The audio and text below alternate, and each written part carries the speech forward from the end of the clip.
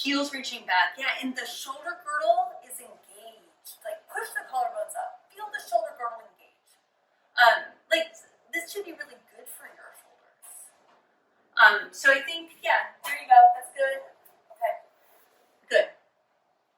Now, if you want to walk your toes in towards your elbows, go ahead and walk your toes into your elbows. So you're kind of in this pike position. And then from here, you can lift one leg up and just hold. You don't have to do anything else, just hold. And then change your legs and lift the left leg up and just hold.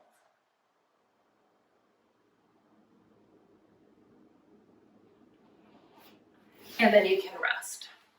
So that holding is pretty hard. It very well might be harder for you than the actual state of the posture. Okay, that looked good. Now let's take it back a second and let's take a look at Pincha to Chaturanga, because that's the exit for Pincha. And it's scary because it's such a dynamic movement. You gotta go really fast.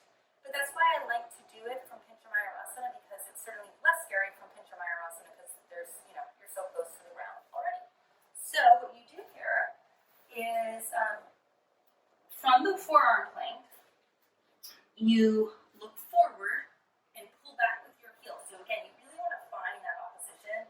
And look at how my hips are just a little bit up, but I like the hips up because it helps me have a little bit more core stability. So I lift my hips up a little bit and keep looking forward, and then fast to chaturanga.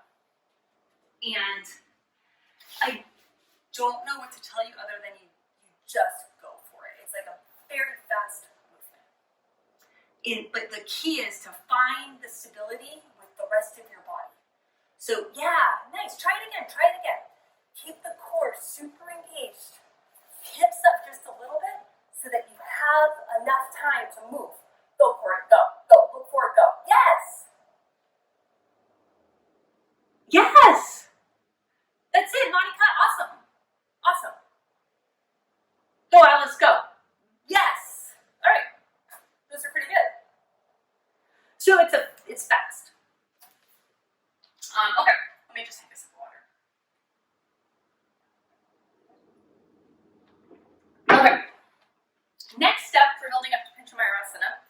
So please realize that normally I would teach these steps over like many months, not just over like 5 minutes. But so that's one step.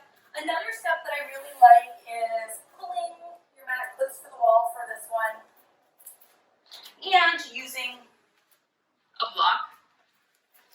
This is not the best block for it, but you'll get the idea. And then putting my feet on the block and my hands parallel and kind of shifting up, like so my legs come up higher. So I'm closer to Pincha. And it's more work for my shoulder girdle. So this is a good exercise for getting stronger. It's a good step for building up into Pincha, entering it with control. Because ideally, like, you don't want to take a big kick up into Pincha. What happens if you take the big kick is that one, people oftentimes go over, you lose control, you enter with more momentum, less strength, and that makes something like Pranavasana way harder. So practice control in Pincha because it will make Pranavasana easier when the time comes. So if you look at me, I just have my feet up on a block. If you had a bigger block, it would be even better. I shift my weight forward, and now I'm really almost up into Pincha. And from there, like, I could just take a little step forward into it versus a big kick. So, I mean, I try not to teach the big kick up. So everyone can do that step. Like, that's a really accessible step. So that's one of the reasons I like it. Like, you just, yeah. I mean, it's a little,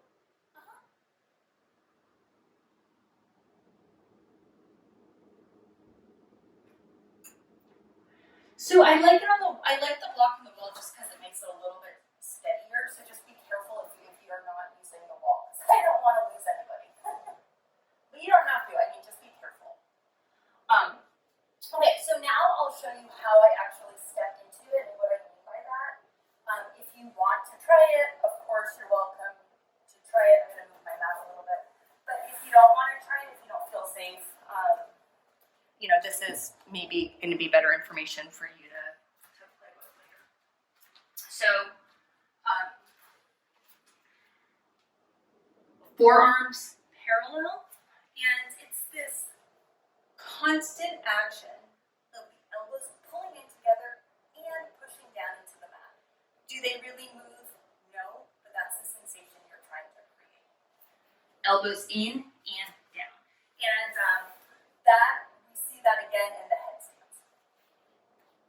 So elbows in and down.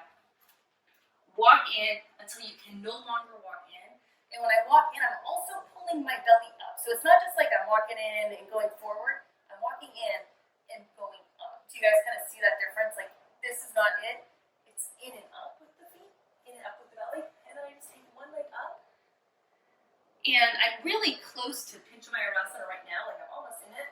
And I just kind of take a little step with the other leg. And, you know, I look for the, I mean, I hope I'm in a straight line. I can't totally tell, but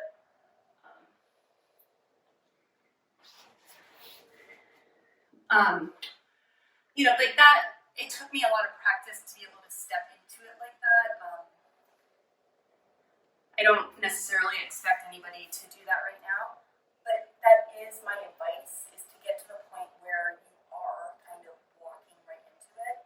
Beautiful, Kimberly. Beautiful, Kim. Nice. That was almost it though. Because what happens is if you take a big kick into it, what I oftentimes see is that people go into a back bend if they take a big kick into it.